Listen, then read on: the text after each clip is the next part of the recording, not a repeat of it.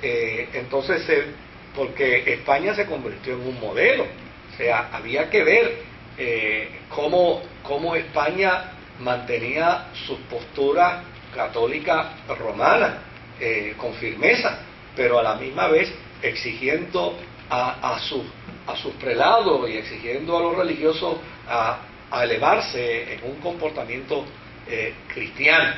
Así es que en alguna medida España sirvió de modelo para el proceso de contrarreforma, porque ella se dio a la tarea junto con Cisneros de transformar la vida de la Iglesia, pero en eso no significaba solo el movimiento de reforma. Había que atacar también a aquellos que se habían separado de la fe, y había que refutarlos. Y desde luego empezó a surgir simultáneamente no solo gente como Isabel, que decían, sí, mira, nosotros necesitamos reformarnos, y para reformarnos necesitamos hacer estas cosas, pero hubo gente también que empezó a decir, no, para reformarnos también hay que hacer compromisos religiosos de confrontación contra los que han abandonado la fe y se han ido al luteranismo y se han ido al protestantismo. De hecho, ese movimiento ya existía dentro de la Iglesia. Los que recuerdan cuando en Leipzig fue llevado Lutero, allí estaba Juan Elk para refutarlo, y de hecho la postura de Elk con respecto a Lutero era una postura donde te voy a destruir si tú no abjuras de tus posiciones y de tus 95 tesis.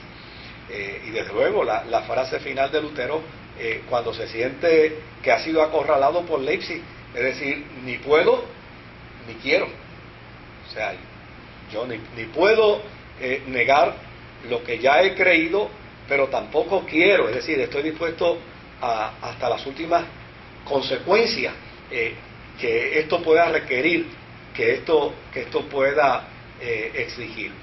Así que el periodo de reforma dentro de la Iglesia había surgido antes de Lutero, había estado junto con Lutero.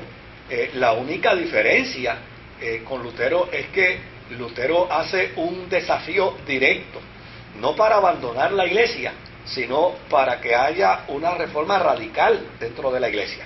Ese era el sueño de Lutero. De hecho, una de las cosas que Lutero pidió era que se hiciera un gran concilio. Pues mire, vamos a hacer un concilio y vamos a discutir todo esto. Pero obviamente la Iglesia en ese momento no estaba en esa posición.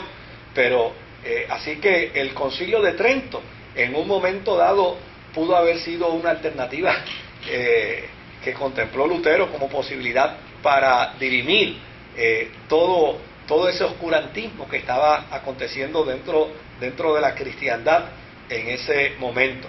Ahora,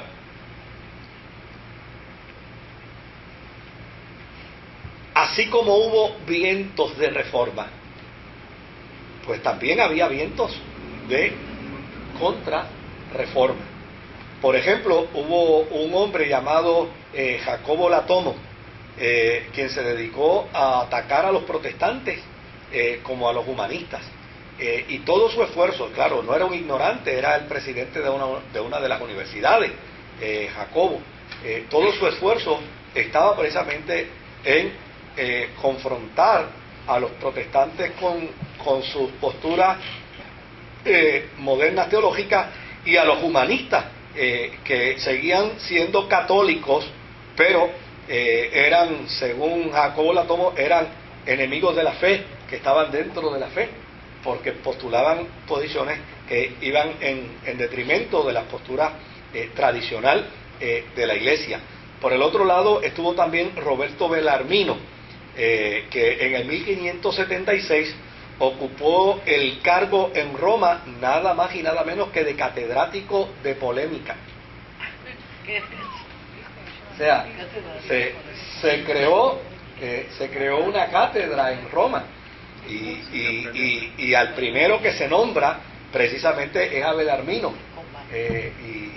yo cuando leía sobre esto me daba risa, decía, me parece escuchar, ¿verdad? Belarmino cuando fuera a los cines decía, yo soy el que enseño la cátedra de polémica.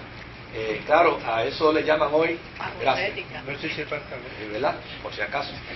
A eso ahora le llaman hoy apologética, ¿no? La defensa.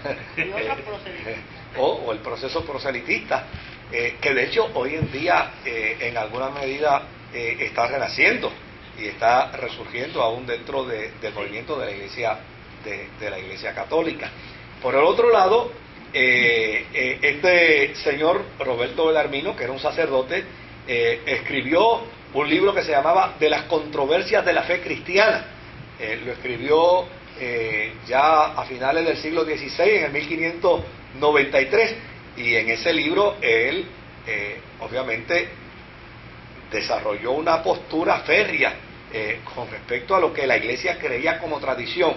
De hecho, quienes han estudiado a Galileo Galilei y han estudiado el juicio que se le hizo a Galileo Galilei, obviamente recordarán que Roberto Belarmino fue el que precisamente hizo retractar a Galileo. Sí, en aquella gran hipótesis de Galileo, donde él decía que la Tierra se mueve alrededor del Sol. Y la tradición establecía que el Sol se movía alrededor de la Tierra, pero como esto era parte de una postulación humanista, pues entonces, desde luego, Roberto Belarmino, aun cuando tenía gran respeto y gran admiración por Galileo, desde luego, pues se empeñó en cierta medida en que la postura de Galileo atentaba contra la postura de la fe de la Iglesia. Qué cosa interesante, que después se comprobó que Galileo tenía la razón, ¿verdad? Pero Galileo inclusive tuvo que negar, aunque luego posteriormente se reafirmó nuevamente, pero tuvo que negar en principio ese descubrimiento de esa tesis que había estipulado. Por el otro lado estaba César Baronio. César Baronio fue probablemente el primer historiador del catolicismo en ese periodo de tiempo, porque lo que yo quiero presentar con esto es los distintos esfuerzos que hacía la gente, ¿no? Algunos para afirmar la reforma y otros para afirmar la contrarreforma, o sea, porque no todo fue persecución y guerra y muerte, sino que también se hacía desde el punto de vista ideológico, desde el punto de vista intelectual. Otro elemento que es interesante de César Baronio es que hubo un movimiento en la Universidad de Magdeburgo donde los cristianos protestantes que estaban en esa universidad empezaron a afirmar que el cristianismo original, es decir, el cristianismo de la iglesia primitiva, era muy distinto al catolicismo romano, al cristianismo que el catolicismo romano profesaba. Claro, ese libro se llamó Las Centurias de Magdeburgo, porque se llegaron a escribir 13 tomos de ese libro, y en cada tomo se recogían 100 años de historia, y fueron estudiantes protestantes de la Universidad de Magdeburgo.